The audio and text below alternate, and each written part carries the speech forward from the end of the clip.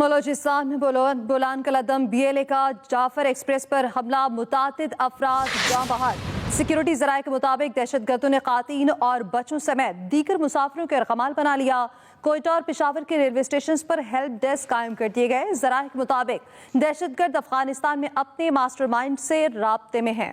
بلوچستان کے علاقے بولان میں جعفر ایکسپریس پر کالعدم BLA کے دہشت گردوں کا حملہ، ٹرین کو ٹنل میں روک کر مسافروں کو یرغمال بنا لیا۔ دہشت گرد حملے کی اطلاع ملتے ہی سیکیورٹی فورسز نے انتہائی دشوار گزار اور سڑک سے دور علاقے کو گھیرے میں لے کر کلیئرنس آپریشن شروع کر دیا۔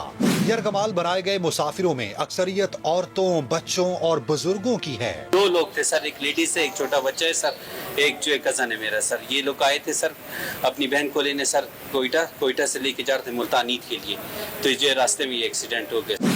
ذرائع کا کہنا ہے کہ اس حملے کے نتیجے میں متعدد افراد جاں بحق اور زخمی ہوئے۔ سیکیورٹی ذرائع کا کہنا ہے کہ دہشت گردوں کے خاتمے تک کلیئرنس آپریشن جاری رہے گا۔ دہشت گرد بیرون ملک اپنے سہولت کاروں سے بھی رابطے میں ہیں۔ دہشت گرد افغانستان میں اپنے ماسٹر مائنڈ سے رابطے میں ہیں۔ بزدلانہ حملے پر بھارت اور ملک دشمن سوشل میڈیا غیر معمولی طور پر متحرک ہے۔ ہندوستانی میڈیا اور ملک دشمن سوشل میڈیا اکاؤنٹس مسلسل گمراہ کن، جھوٹا اور فیک پروپیگنڈا کرنے میں مصروف ہیں۔ سیکیورٹی ذرائع کا کہنا ہے کہ ان دہشت گردوں کا اسلام سے کوئی تعلق ہے اور نہ ہی پاکستان اور بلوچستان سے۔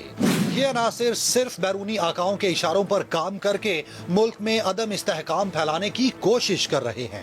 خالد محمود، ایکسپریس نیوز۔ کوئٹہ سے پشاور جانے والی جعفر ایکسپریس پر دہشت گرد حملے کے بعد پشاور ریلوے اسٹیشن پر متاثرین کے لواحقین کے لیے ہیلپ ڈیسک قائم کر دیا گیا ہے۔ احوال جانتے ہیں وہاں پر موجود ایکسپریس نیوز کے بیورو چیف شاہد حمید سے۔ جی شاہد، بتائیے۔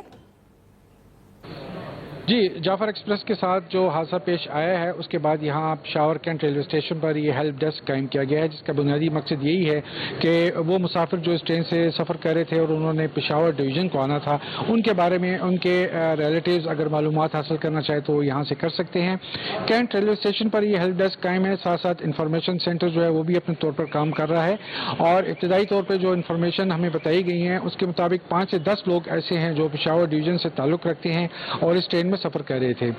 میں آپ کو یہاں یہ بھی بتاتا چلوں کہ جعفر ایکسپریس جو آج وہاں سے روانہ ہوئی کوئٹہ سے، اس نے کل رات یہاں پشاور پہنچنا تھا، لیکن اس سے پہلے ہی یہ سانحہ پیش آ گیا ہے۔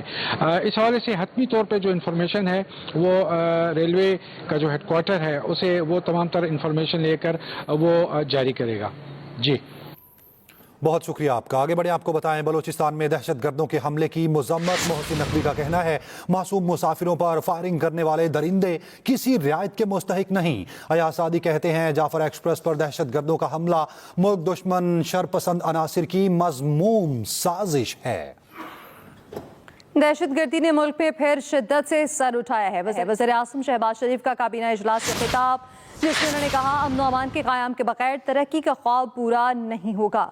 دہشت گردی جو ہے اس نے بہت زور سے پھر سر اٹھایا ہے، اور KP میں اور بلوچستان میں جو اس وقت دہشت گردی کے خلاف جنگ جاری ہے، اس میں ہر روز ہمارے جوان، پولیس کے جوان، پولیس کے افواج پاکستان کے جوان، ان کے افسر شہادتیں دے رہے ہیں۔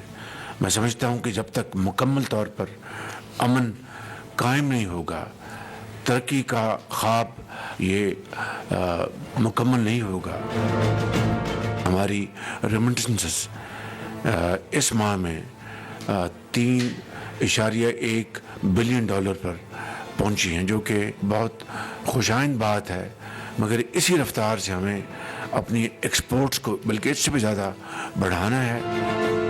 جو میکرو پروگرام وہ ایک سٹیبل پروگرام ہے IMF کی معاونت سے اور آپ کی محنت سے، لیکن اب ہمیں ملک کی ترقی کی طرف ہمیں دوڑ لگانی ہے۔ یہ پروگرام ہماری جو ترقی کے لیے میں سمجھتا ہوں کہ اس لیے اہم ہے کہ ہم نے اپنے جو federal reserves, inflation, core inflation, آپ کا جو بینکنگ جو سسٹم میں جو آپ کا پالیسی ریٹ اس میں کمی، یہ تمام چیزیں اس کے ساتھ جڑی ہوئی ہیں۔